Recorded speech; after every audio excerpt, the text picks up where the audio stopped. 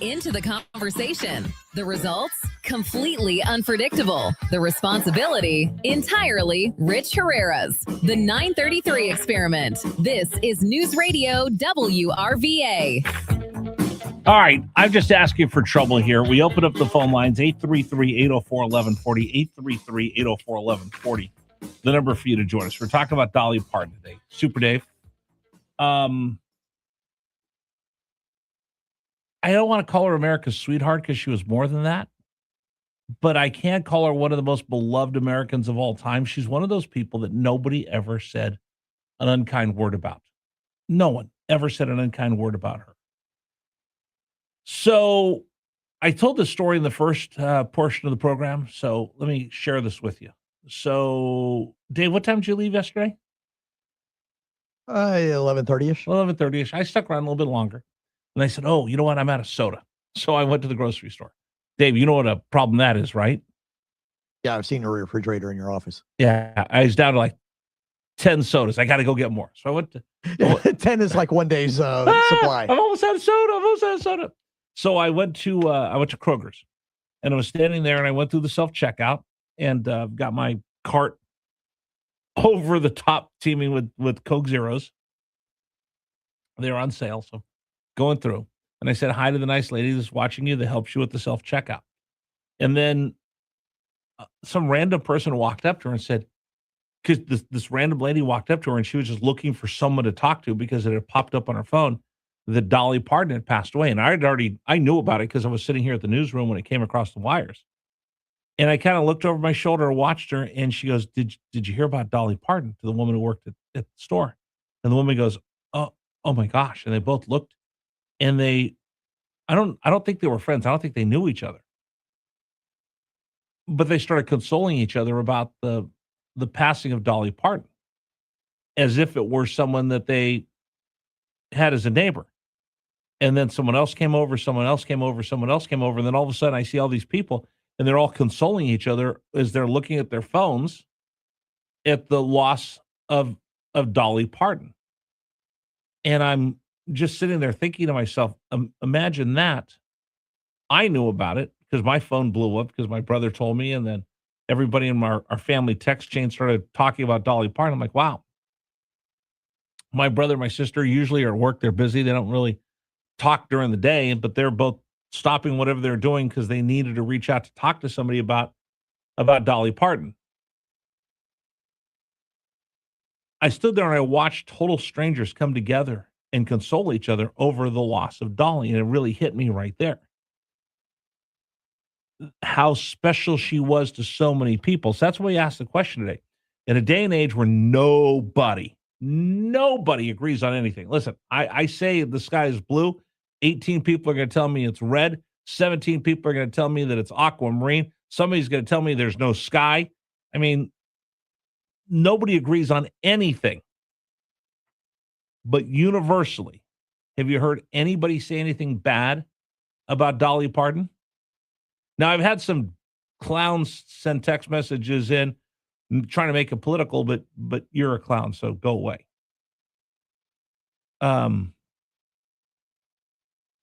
But for the rest, she is beloved. So I want to know from you today. And this is easy for you to answer because this isn't politics, this isn't anything. This is just you in your heart. Why do you think she's so unique that everybody loved her? I bring this up. She was offered the Presidential Medal of Freedom, the highest honor you can give to an American citizen. She turned it down 3 times. Once she was offered by Donald Trump. She goes, oh, no. And then she was offered by Joe Biden. And she goes, well, if I said no to Donald Trump and I said yes to Joe Biden, I'm going to hurt people's feelings. I'll give that back. And then she was offered another time. She goes, no, that's okay. I don't need it. We talk about the humblest person in the world. Somebody said, hey, Rich, we're ever going to think about giving you the Medal of Freedom. I'd be running up to D.C. Most people would to be honored like that. Not Dolly Parton. Just humble in a special way. Was that why she was so relatable to people and people thought that, she was our friend? 833-804-1140, 833-804-1140, the number for you to join us here on the program. You can also send us a text message about that, and go to facebook.com, facebook.com/newsradio WRVA. The Herrera asked question, why was she so beloved? I said this. It's because she could relate to everybody, and she was authentic to everybody. She had that one line. It takes a lot of money to look this cheap, which was just perfect because she dressed like a regular everyday person, but with a bunch of rhinestones. So if you were blue collar, you got what she was saying. If you're blue collar and you're not wearing designer everything, you know that you're looking for value, not status. And if you're wealthy, you know how much those rhinestones and that custom couture stuff that she was wearing cost. And it's probably cost more than what you got out of your personal designer. And she can hang with both of them, and both would look at her like, oh, she's so special. She's one of us. That's what made her, I think, so special. A lot of people have talked about her book project to help kids learn to read. Somebody just sent me a text about that. Everything she did was positive, but she did it in a way where, let's be honest, she's the antithesis of what we see from influencers and Hollywood stars right now. She's the opposite of that. She had time for just about everybody, and she had her projects. But honestly, I didn't know about her book project that she did because she wasn't doing it, look at me, look at me, look at me. She was doing it for people. That's what I thought made her so special. Again, you want to call in 833-804-1140, 833-804-1140, or you can send us a text message or go to facebook.com as well. Super Dave, why do you think she was so beloved? No, she was authentic. And She was her true self. what do you mean? Oh, Dave's answering phone calls now. Sorry. She was true to herself, but she never took herself too seriously, which was what I thought one of her most endearing qualities. She didn't take herself too seriously. She'd make fun of herself. She knew she was over the top in the hair and everything else and the outfits and her figure. Everybody knew that, but she didn't take herself too seriously. I tell you what, when she showed up on Thanksgiving wearing the Dallas Cowboy outfit, cheerleader outfit, whoa, that's someone at her age doing something like that. She was fearless. She was also a rather savvy businesswoman, but then she used the money that she made to do things like Walt. Dollywood and things that were for everybody. All right. Phones are starting to get going here. 833-804-1140, 833-804-1140. Let's go to Walt in line one. Walt, welcome. You're on News Radio WRVA. Good morning. Good morning, everybody.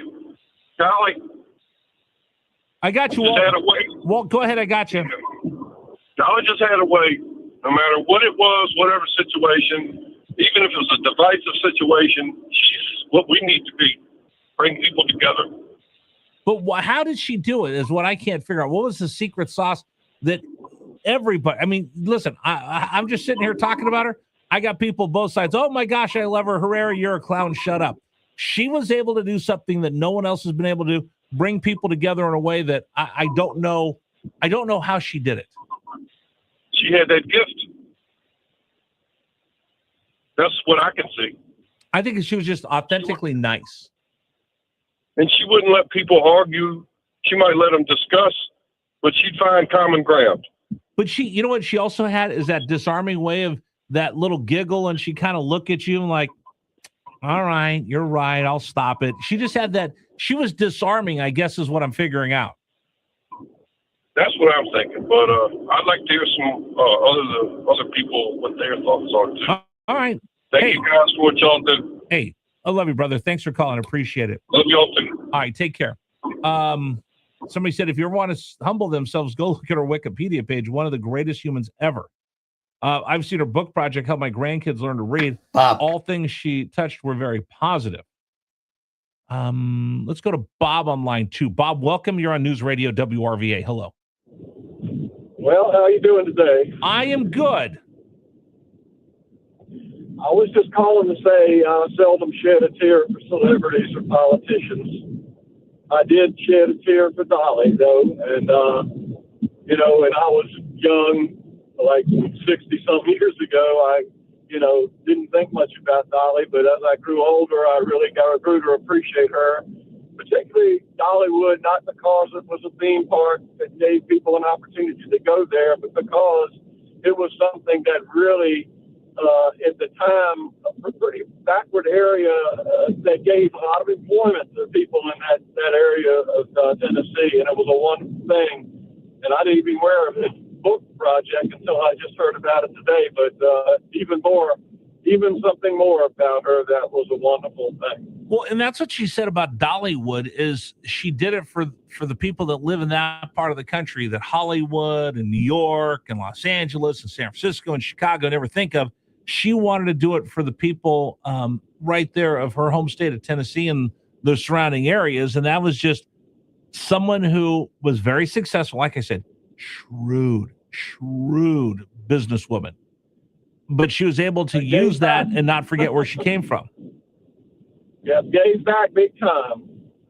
Yeah, 100%. 100%. But then again, she would look at people and she'd have that smile.